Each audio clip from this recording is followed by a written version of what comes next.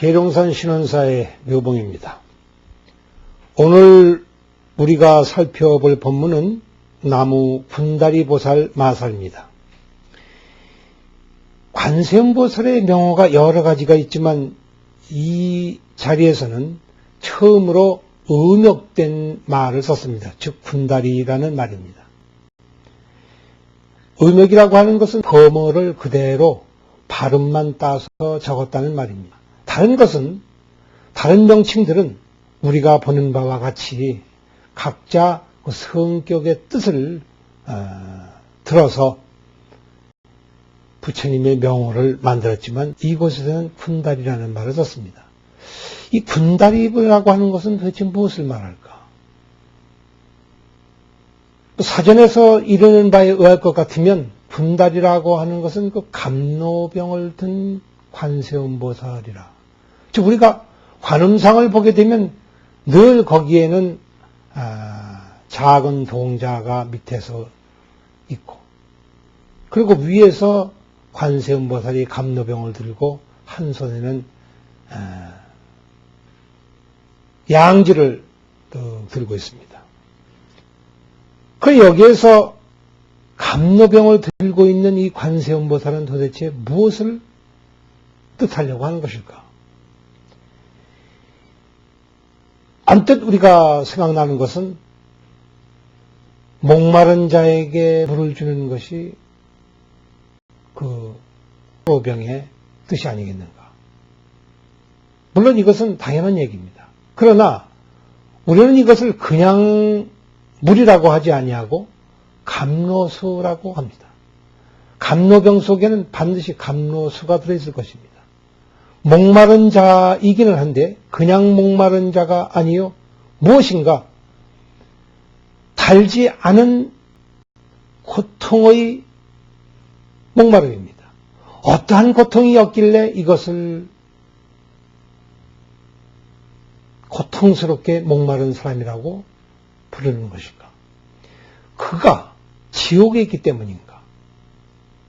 그리하여 화탕지옥과 노탕지옥을 헤매면서 한 번도 자신의 목을 시원하게 적수지 못하기 때문에 감노병이 필요한 것일까? 그러나 그 밑에 있는 어린아이는 우리가 보는 바와 마찬가지로 어른이 아닙니다. 아기입니다. 아마 태 속에 들어있는 아기 있는지도 모릅니다. 그러나 한 발자국 더 나아가면 이 아기는 아직 태어나지도 않은 아기 있는지도 모릅니다. 태 속에도 아직 들어오지 않은 아기.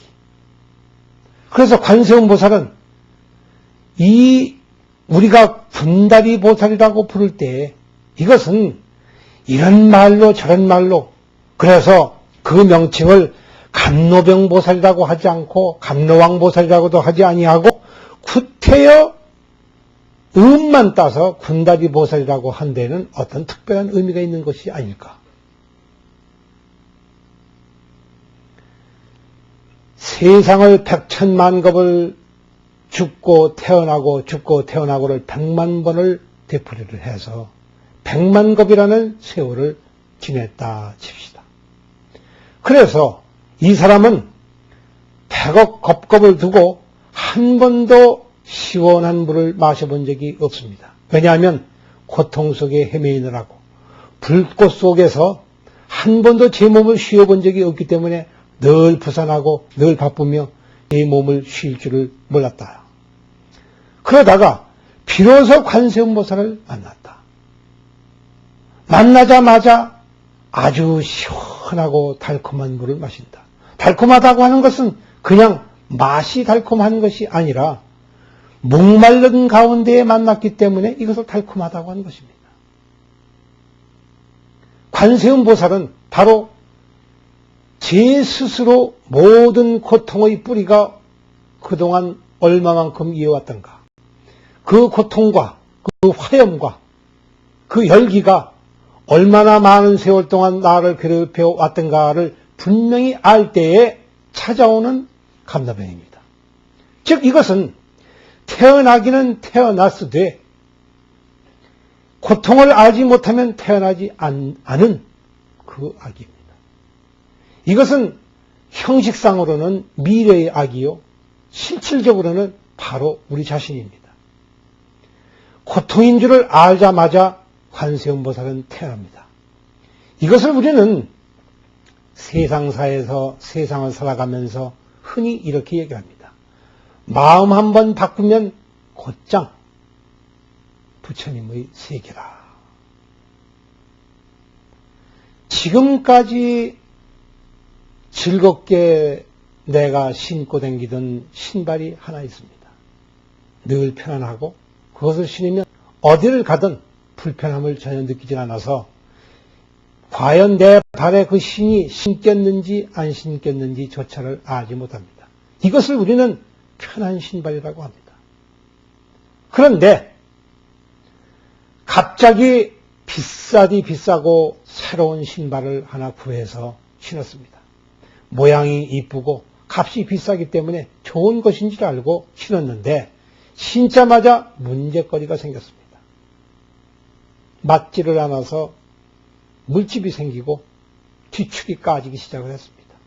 그리고 이제는 더 이상 발걸음조차 움직이지 못하게 되었을 때에 호련히 내가 물건이 아까워서 이것을 신는 것처럼 어리석은 것이 어디 있으랴 해서 옛날에 신던 그 편안한 신발, 아무 값도 없는 신발, 이제 버리려고 다만 주워 들고 나온 그 신발을 다시 신었을 때에 어찌 된 일인지 물집도 느껴지지 아니하고 발뒤꿈치도 편안하며 걸어가는 데에 이렇게 편안할 수가 없다고 얘기를 합니다. 이것은 마음을 바꿨기 때문인가? 신발을 바꿨기 때문인가? 사실은 이것은 신발을 바꿨기 때문도 아니요, 마음을 바꿨기 때문도 아닙니다. 욕심 때문에 괴로웠던 것인데 이제 그 욕심을 훌훌 털어버리니 그 이름도 모르는 싸디 싼 그 신발이 이다지도 좋을 수가 없습니다. 이 군다리 보살 마살은 바로 이런 점에서 착안을 해야 될 줄로 압니다. 목마른 자에게, 배고픈 자에게, 그러나 우리의 마음 한구석에는 아주 값도 없이 싸구려인 것 같지만 가장 중요한 심근이 있고 심기가 있습니다. 마음의 기틀과 마음의 뿌리가 늘 그 자리에 잘 잡고 있으면서 어떤 불편한 것이 오고 나에게 지옥의 고통이 닥쳐오며 육도윤회의 가지가지 고통이 내 앞을 엄습해 올 때 호련히 내던질 줄 아는 기가 막힌 체성이 있습니다. 아주 뛰어난 지혜가 우리에게는 있습니다. 이 지혜로 말미암아 모든 고통을 벗어나면서 그때 호련히 이름을 부르되 관세음보살 마살합니다.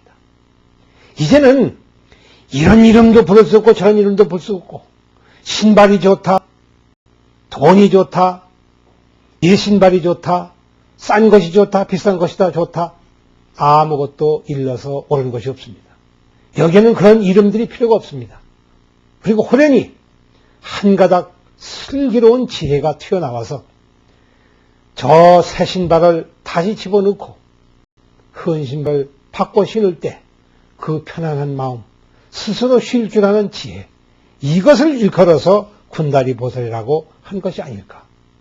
만약 우리가 이와 같은 뛰어난 지혜가 우리 체성에 본래 있는 것이요, 여기에는 값을 따지고 따질 수가 없다는 것을 분명히 안다고 할 것 같으면 여기에서 우리는 예의주시해보는 말이겠거니와 관세음보살의 참 체성이 이곳에서 또한 분명한 것이 아닌가 하고 의아해 할 것입니다. 과연 관세음보살 마살이라 하시었으니 도대체 그 관세음보살 마살은 어디에 있는 것일까?